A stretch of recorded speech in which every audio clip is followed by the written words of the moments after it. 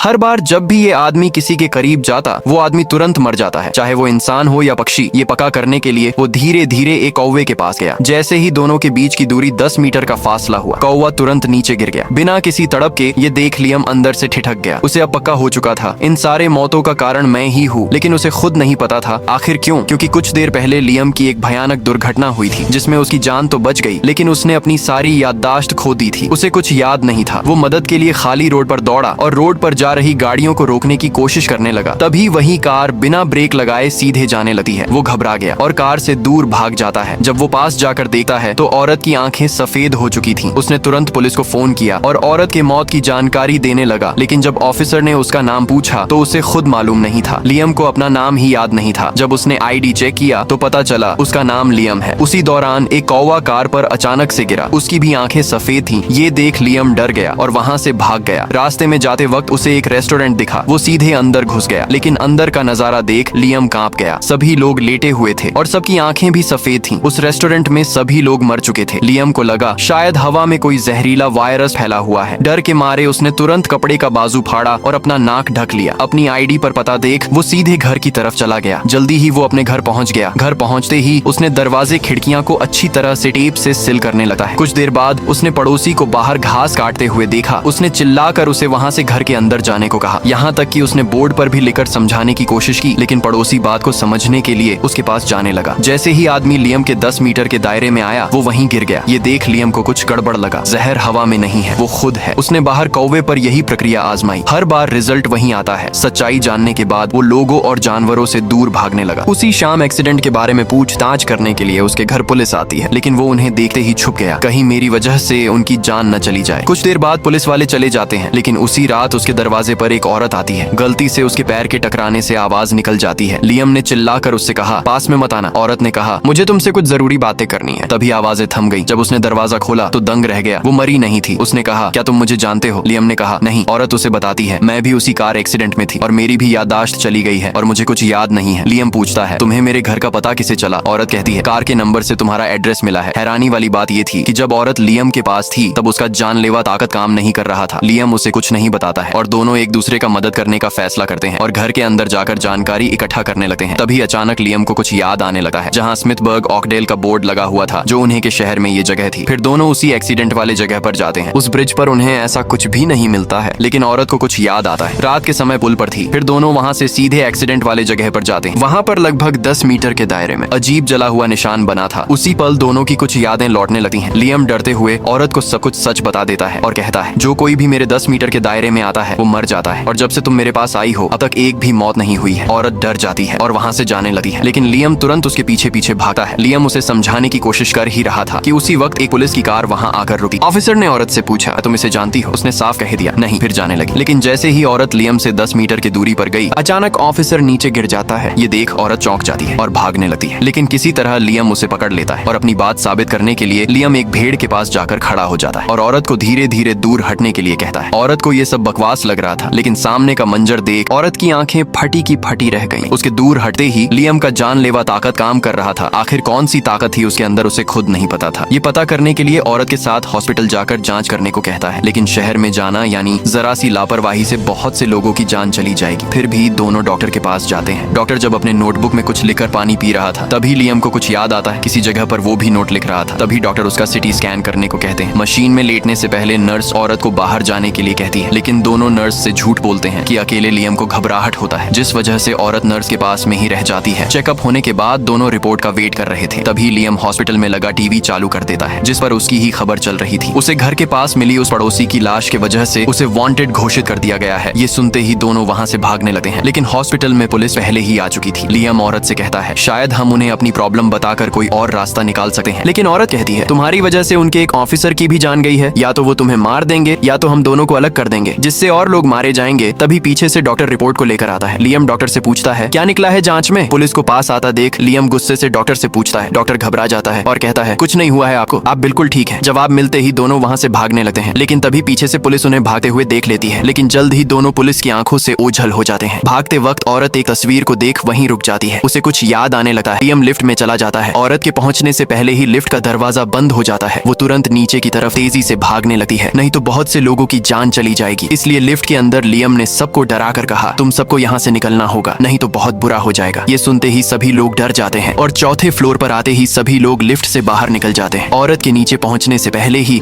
Lift का दरवाजा दोबारा बंद हो जाता है, जिसके बाद औरत तेजी से जी जान लगाकर लगातार नीचे की तरफ भागती रहती है। अंदर लियम बहुत घबराया हुआ था, क्योंकि उसे डर था कि फिर से लोग मारे न जाएं। आखिर में लिफ्ट के पहुंचने से पहले औरत वहां पहुंच जाती है। फिर दोनों तुरंत वहां से हॉस्पिटल के पिछले दरवाजे से निकलकर भाग जाते हैं। कुछ देर बाद अपने कार से दोनों कहीं दूर एक ऐसे जगह पर जाते हैं जहां पर कोई आता जाता ना हो। दोनों कार में रात बिताने का फैसला करते हैं। अगले दिन दोनों उसी जगह पर थे। औरत कार के अंदर रेडियो पर न्यूज सुन रही थी। रेडियो पर बताया जा रहा था कि बर्ग जिले के अंदर हुई इन अचानक मौतों के पीछे लियम नाम का एक आदमी है और साथ में एक औरत जिसका नाम रोज है। यहाँ हमें पता चलता है कि इस औरत का नाम रोज था और इसके बारे में जानकारी देने वाला रोज का पति था, जो एक स्टोर का मालिक था, जिसने रोज को वापस आने के लिए विनती की। लेकिन लियम को एक खतरनाक मुजरिम बताया गया है। जिसके बाद दोनों उसी आदमी के घर जाते हैं जो खुद को रोज का पति बता रहा था। उसका नाम सैम था। उसे देखते ही आदमी बहुत खुश होता है, लेकिन रोज सैम को अपने कार में बैठने को कहती है। साथ में लियम को देख सैम डर जाता है, क्योंकि उसे भी लग रहा था कि इतने सारे लोगों को उसने जान से मारा है। लेकिन रोज सैम को भरोसा दिलाती है और उसे कार के अंदर बैठा लेती है और उसे एक सुनसान इलाके में ले जाती है और उसे लियम के बारे में सब कुछ बताती है और उसे ये भी बताती है कि हमारी याददाश्त चली गई है। लेकिन ये सब सुनकर सैम को बकवास लग रहा था। तभी लियम कुछ दूरी पर हटकर उसे सच्चाई बतलाता है और दिखाता भी है। कबूतरों को मरता देख वो चौंक जाता है। अब उसे यकीन हो चुका था। मजबूर होकर सैम दोनों को अपने गोदाम में छुपाने का फैसला करता है और कुछ दिनों तक इस जगह को बंद रखने को कहता है। लेकिन रोज कहती है, क्या तुम किसी साइंटिस्ट या किसी रिसर्चर्स को जानते हो ताकि इसके पीछे का राज पता चल सके? सैम कहता है, हाँ मैं कोशिश करूंगा। जिसके बाद वो वहाँ से चला जाता है। दोनों को उम्मीद थी कि शायद हमें अपने बारे यहाँ कुछ जानकारी मिल जाए, लेकिन टीवी पर बार बार दोनों की न्यूज आ रही है, जिसे देख लियम बहुत परेशान था। तभी लियम को एक पोस्टर मिलता है जिसमें रोज का फोटो लगा था और वो लापता थी लगभग 1 साल से, लेकिन नाम लिली ग्रेशन था। तभी सैम वहाँ पर आता है और उसे समझाता है, ये तुम्हारी जुड़वा बहन थी, तुम उसे 1 साल से खोज रही थी। पिछले हफ्ते तुमसे और मुझसे इसी बात को लेकर बहस हुई थी, जिससे तुम नाराज होकर चली गई थी। मुझे लगा तुम शाम तक वापस आ जाओगी, लेकिन तुम अचानक से गायब हो गई और आज जाकर तुम मिली हो, वो भी इस मुसीबत में। रोज जब तस्वीर को बहुत ध्यान से देख रही थी तभी उसे कुछ याद आने लगता है। वो अपनी बहन की तस्वीर लेकर उसी पुल पर खड़ी थी, मानो वो अपनी जान देना चाहती हो। तभी पीछे लियम आता है और उसे रोकने की कोशिश करता है। किसी तरह बहला फुसला कर उसे नीचे उतार देता है और उसे घर तक छोड़ने को कहता। जिसके बाद दोनों कार में बैठ जाते हैं। अचानक रोज का सपने से बाहर आती है। रोज को घबराहट में देख सैम उससे पूछने लगता है, क्या हुआ तुम्हें? लेकिन रोज उससे कुछ खाने के लिए मांग कर बातें बदल देती है। फिर रोज लियम के पास जाती है और कहती है, हम दोनों पहले से एक दूसरे को नहीं जानते हैं, तुम मुझे पुल पर मिले थे। तभी सीन शिफ्ट होता है और दिखाया जाता है कि लियम कोई नोटबुक लिख रहा है। तभी उसकी नींद खुलती है। लियम के गोद में रोज को देख सैम अंदर ही अंदर बहुत गुस्सा हो रहा था। सैम लियम को बाहर से कंबल उठाकर लाने को कहता है। उसके जाते ही सैम रोज से पूछता है, ये आदमी कौन है तुम्हारे साथ? क्या तुम इसे पहले से जानती हो? सैम रोज पर गुस्सा तो बहुत हो रहा था, लेकिन रोज खुद सैम को नहीं जानती थी। दूसरी तरफ जब लियम कंबल ला रहा था तभी उसकी नजर एक तस्वीर पर पड़ती है, जिसे देख उसे कुछ याद आने लगता है। दोनों कार में बैठकर बातें करते हुए कहीं जा रहे थे। उसी में उसे एक बोर्ड देखता है। यहाँ हमें पता चलता है कि दोनों को कुछ न कुछ याद आ रहा था। फिर लियम सैम से इस शहर का नक्शा मांगता है, जिसके बाद लियन कुछ देर तक उस जगह को खोज लेता है और वहाँ जाने का फैसला करता है, क्योंकि उन्हें डर था पुलिस खोजते हुए कभी भी वहाँ आ सकती है। लेकिन सैम रोज को वहाँ नहीं जाने देना चाहता था। इस बहस में सैम गुस्से में यहाँ से चला जाता है। गुस्से में उसने एक गलत फैसला ले लिया। जब उसे अपने फैसले पर पछतावा होने लगा तब उसने पुलिस के आने से पहले दोनों को यहाँ से जल्दी बाहर निकलने को कहता है। सैम के चेहरे पर घबराहट देख लियम समझ जाता है उसने पुलिस को फोन कर दिया है। दोनों यहाँ से निकल पाते तब तक बहुत देर हो चुका था। दरवाजे पर पुलिस की दस्तक हो चुकी थी। सैम बाहर जाकर पुलिस को रोकने की कोशिश करता है, लेकिन पुलिस वाले उसकी एक नहीं सुनते और उसे जबरन पकड़कर कार के अंदर बंद कर देते हैं। ये देख दोनों घर के पिछले दरवाजे की तरफ भागने लगते हैं। दरवाजा खुलते ही दोनों तरफ से पुलिस उन्हें घेर लेती है और लेटाकर हथकड़ी पहना देती है। पुलिस उन्हें एक साथ ले जाने के बजाय दोनों को अलग अलग करने लगती है। उन्हें रोकने के बावजूद भी पुलिस उनकी नहीं सुनती है। लेकिन जैसे ही दोनों के बीच की दूरी 10 मीटर से ज्यादा हुई, वहाँ पर रहने वाले लोग, मीडिया, पुलिस सभी लोग एक ही झटके में मारे जाते हैं। ये देख लियम बहुत दुखी होता है, क्योंकि वो ये सब जानबूझकर नहीं कर रहा था। दुखी मन से वो भागकर घर के दूसरी तरफ गया, जहाँ पर सैम और रोज को रखा गया था। हथकड़ियां खुलने के बाद सैम वहीं पर रुक जाता है ताकि पुलिस को बता सके इसमें उनकी कोई गलती नहीं थी। जिसके बाद लियम और रोज दोनों उसी जंगल की तरफ चले जाते हैं, जिस जंगल को लियम सपने में देख रहा था। रास्ते में दोनों एक स्टोर से कुछ राशन खरीदते हैं। उसी वक्त टीवी में दिखाया जाता है कि पिछले हफ्ते एक आसमान से पूर्वी तटीय क्षेत्र में आकाशीय बिजली गिरी थी, जिस पर वैज्ञानिक शोध कर रहे थे। ये देखते ही दोनों समझ जाते हैं उस दिन हमारे साथ यही हुआ था। फिर दोनों वहाँ से चले जाते हैं। उसी वक्त हम देखते हैं कोई उनकी कार का पीछा कर रहा है। कुछ देर बाद दोनों उसी जगह पहुँच जाते हैं। लियम कहता है ये जगह मुझे बार बार याद आता है। फिर दोनों अंदर जाते हैं। अंदर बैठकर लियम रोज से कहता है अगर पुलिस को सारी बात समझाने के बाद भी अगर वो लोग हमें जेल में बंद करते हैं तो फिर हम क्या करेंगे। लियम बहुत नर्वस था। थोड़ी देर बाद वो बाहर चला जाता है और घूमते हुए पास के एक तालाब की तरफ चला जाता है और पास में रखी बोट पर बैठ नदी के बीच में चला जाता है। वो बहुत नर्वस था, उसे कुछ चीजें याद आ रही थी। तभी उसकी नजर नाव पर रखे एक स्टील के बने वाल्व पर पड़ती है। वो उसे उठाकर ध्यान से देखता है